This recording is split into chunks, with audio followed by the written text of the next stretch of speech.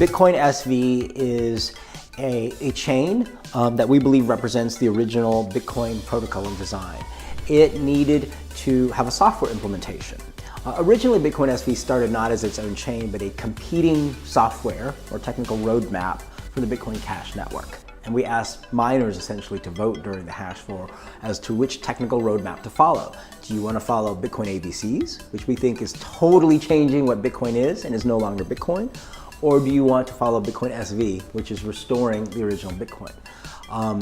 Had the hash floor ended up differently, the chain would have merged back into Bitcoin Cash, but they have split off. Sort of negotiations broke down and it was all-out war. Exactly, all-out war, and then as opposed to continue it on, our camp decided we're just going to go on our own way. Right. And so now Bitcoin SV is its own chain. There is what we call a Bitcoin SV node implementation, which is the reference implementation for Bitcoin SV. That means other people can create additional software that's compatible with ours and run nodes. And for example, in the Bitcoin Cash world, there's several compatible implementations: Bitcoin ABC, Bitcoin XT, Bitcoin Unlimited, that all operate intercompatibly on the Bitcoin Cash network. And whatever happens on them goes onto the same chain. Correct. Yeah. And so we don't want our Bitcoin SV node to ever be the only software implementation for Bitcoin SV. So it's the reference implementation now, meaning it's the thing you would refer to, right? If you could create your own software, you Charles could sit and or if you're a coder, could develop and release your own software. That if you were running a mining node, you could choose Charles's software as opposed to our node implementation. So that is maintained by a team of developers. They work for Nchain. So Nchain has a team that is the Bitcoin SV node team. They are supported financially by CoinGeek. And Calvinera, of course, is a huge supporter of Bitcoin SV. And the project is owned by the Bitcoin Association. So it's kind of an interrelated set of relationships. But I think it is fair to say Nchain is currently overseeing the Bitcoin SV, at least the software implementation. I know there are many people out in the cryptocurrency world who are skeptical and concerned about Nchain's IP program. And what I would say is, first of all, we are a private enterprise that invests a lot of money, time, and team members into R&D development to unlock some amazing inventions, particularly out of Craig Wright's head. And that has value to the world, but that costs money. And we will only invest in that if we can protect that, and that's why we have an IP program. I would also say that many companies are filing blockchain patent applications, not just us. IBM, Bank of America. It's a bit of a race to the patent office. If we don't file applications for some inventions, some other company is going to come along and file something that bleeds over and would block or claim a territory.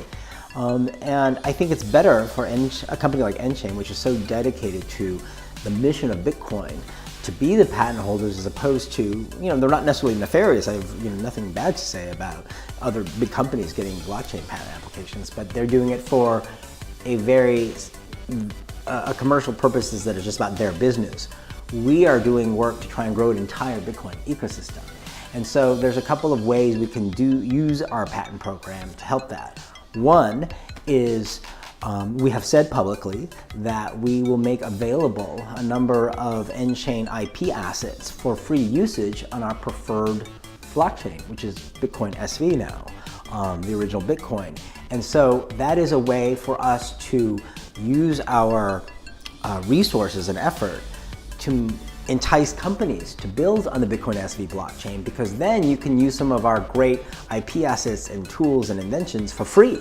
So if I'm a developer and I've got a great idea, yes, and I start putting it together and I think, oh my God, there are half a dozen patents here that Nchain has. Yes, and if you do it on Bitcoin SV, you won't have to pay us IP royalty. So that's a way of sort of herding everybody towards SV. It's a way of wielding IP power. I say, for good, right? Which is, and any IP holder has the right to decide how their IP can be used, because we could just deny a license to other people. And we wouldn't necessarily tell people they couldn't use our IP assets on, let's say, Ethereum, for example, or another blockchain, but then they might have to pay us a fee.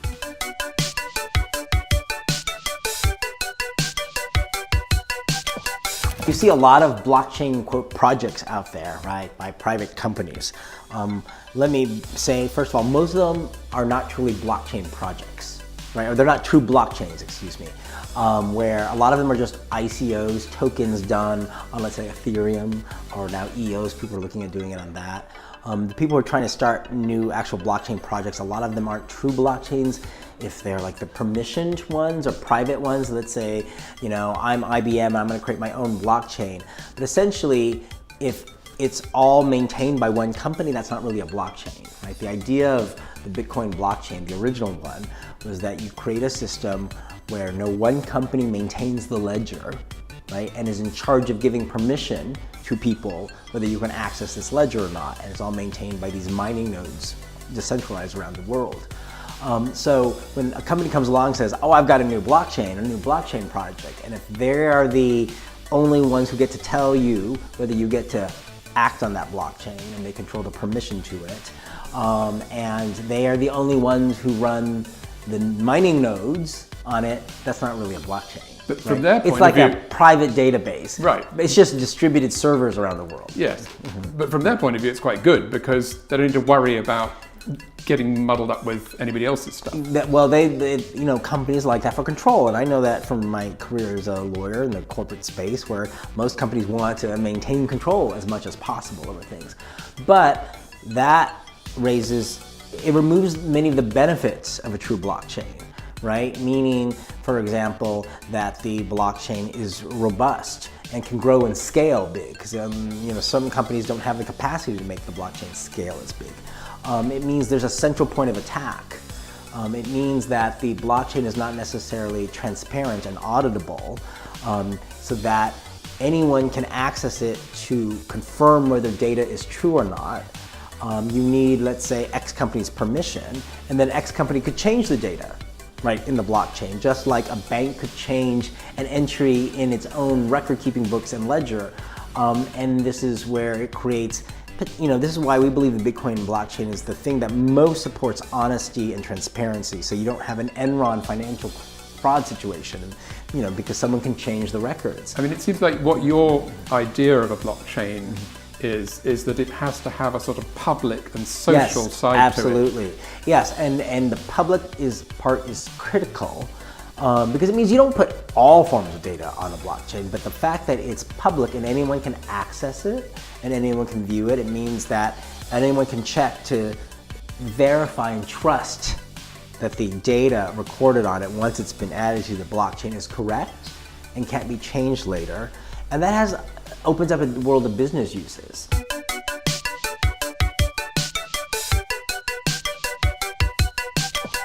We are an unlikely trio.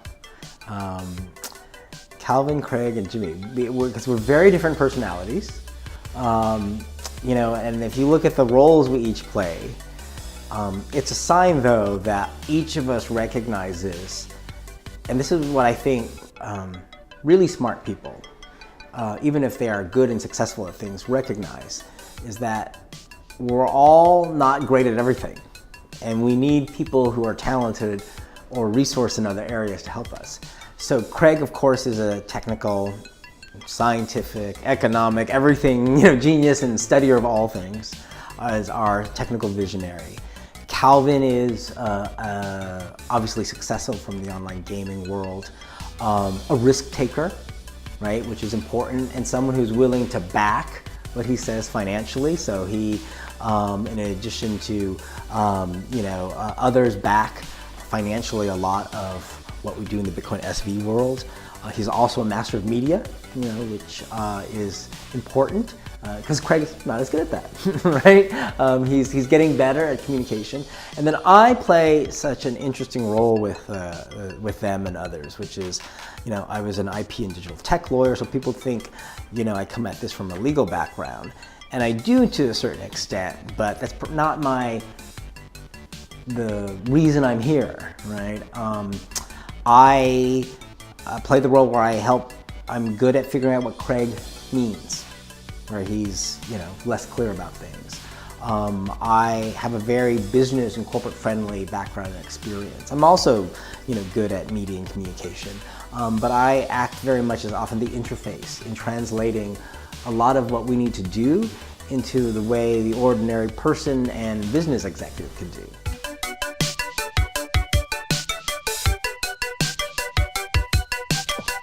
Nchain's website says that, talking about Craig, he has, quote, unparalleled understanding of Bitcoin.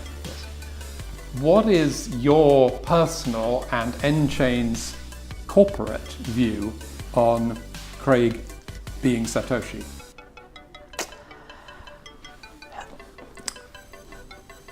I'm not going to answer for Nchain, the corporation, other than to say what I've said every time I've been asked as I've traveled the world and spoken to media and events about Bitcoin and Craig, is that in our view, it doesn't matter whether Craig But is it's Satoshi. interesting.